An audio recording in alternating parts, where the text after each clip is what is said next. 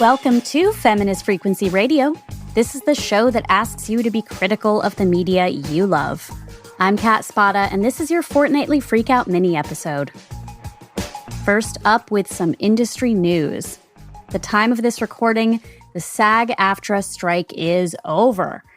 Details of the new contract are not out in the public yet before the Performers Union shares that information with its members. But after 118 days of stopped work, it seems there have been gains made for wages and benefits, including bonus compensation for streaming shows that do not follow a traditional residuals model. Immediately, wages will increase 7% for many performers and 11% for background actors. Plus, intimacy coordinators will now be required on sets where called for, and proper hair and makeup professionals are to be hired, including ones who can serve a diverse community of actors. For those who may have been a little bit out of the loop with all of this strike stuff, a reminder that these gains will primarily impact the vast majority of union members who are low earning from their acting work. That's why when several highly paid actors recently suggested that they could increase their union dues to accelerate an end to the strike, it wasn't really in keeping with the needs of the many who would benefit from the studios themselves adjusting their compensation models. Finally, I'm really eager to learn more about what the new AI protections will look like when we get more details. Right now, it looks like actors, including background performers, will need to provide informed consent and be compensated at the time that their digital likenesses are put into use, with an understanding of the context. So, for example, your face can't be deep-faked onto a nude body if you didn't agree to that. I expect that the negotiations that were held about performance capture work will also have implications for video game actors as well. Maybe by the time you're listening to this, a lot more details have come out, but I'll certainly be staying tuned to see how are they trying to build an understanding of AI as AI itself is being built.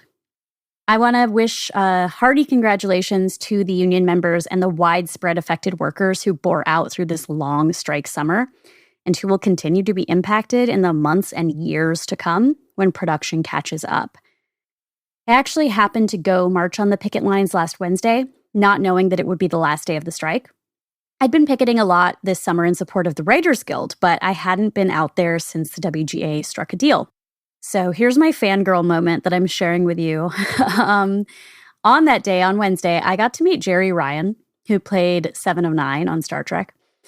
I had just recorded an episode of the podcast Trek, Marry, Kill. That episode hasn't come out yet, but because of that, I've been watching a lot of Voyager, which I didn't really watch much of when I was a kid in the 90s. Anyway, because painting my nails became my regular hobby during the pandemic, I happened to be wearing a manicure with Voyager uniforms painted on. So stupid, so crazy, so weird that I got to show them to Jerry Ryan.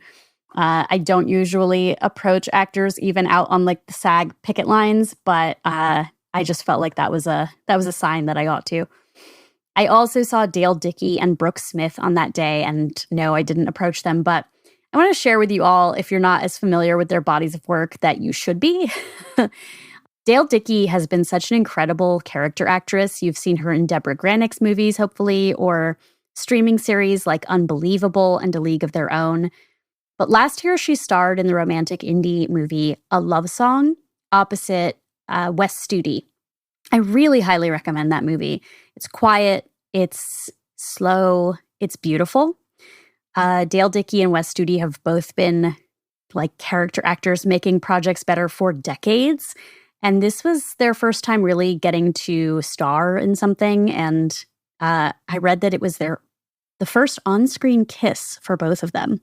Mild spoiler, but the movie's called A Love Song, so it's got a kiss in it. As for Brooke Smith, you may know her best from being Buffalo Bill's victim in The Well in The Silence of the Lambs or being a doctor on Grey's Anatomy. But she has performances in this 90s movie, Vanya on 42nd Street with Wallace Shawn, and a 2001 movie that I feel like I never hear anything about, but that I was obsessed with when I found a DVD of it called Series 7, The Contenders. Her performances, her roles in these movies could not be more different, but they also could not be more unforgettable. Now that the strike is over, You'll see a lot of scrambling for actors to join in the promotion of their projects. Timothée Chalamet was able to shill for Wonka when he hosted SNL this weekend, about which I must say every trailer I've seen for that movie has been more baffling. But I do love Paddington too, so maybe that director is going to surprise me. Anyway, I saw that Brie Larson went on Jimmy Fallon's show, and Iman Vellani showed up at a screening of The Marvels at the El Capitan Theater in Hollywood this weekend. I did see The Marvels, and don't worry, my plan is to bring you a full discussion about it in next week's episode. I also want to take a moment to acknowledge the recent announcement that Jezebel, the online feminist publication that's been around for 16 years, is being shut down by GO Media, which also owns Gizmodo, Kotaku, The Root, the AV Club, The Onion, and more.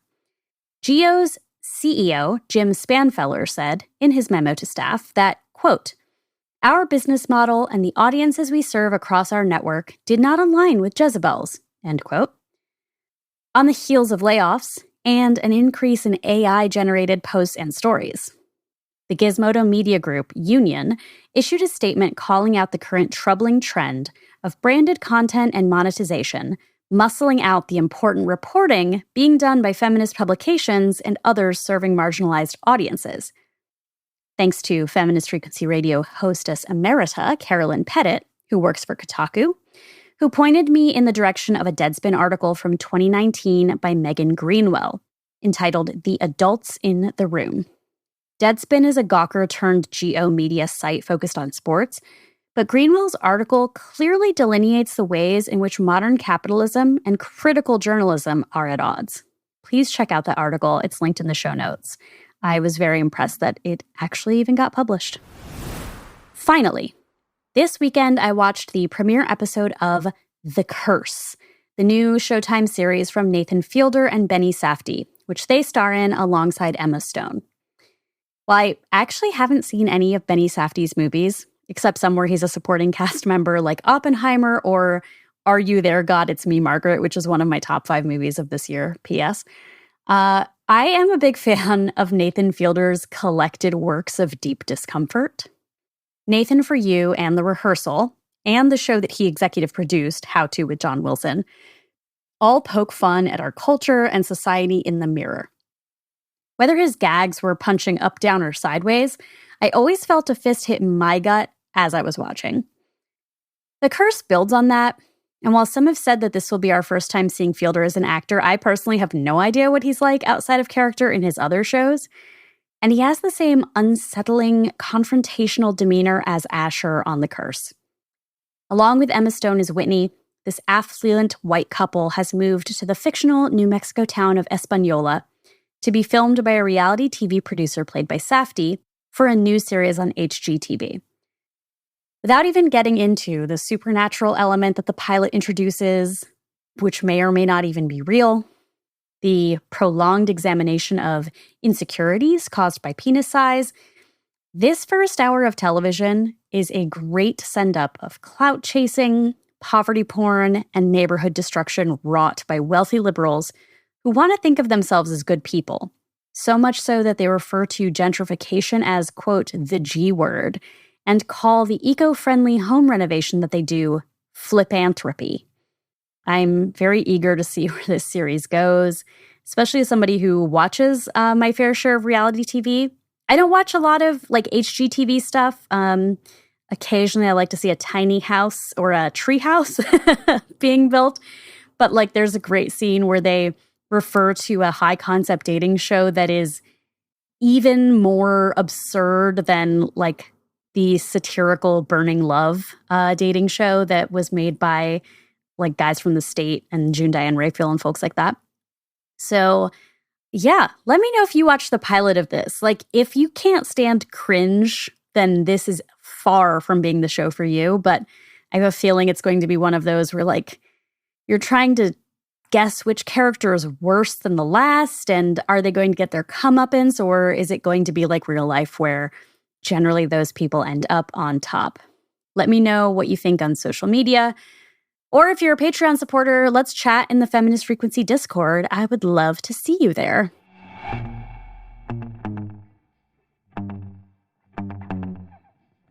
That has been all for this episode of Feminist Frequency Radio.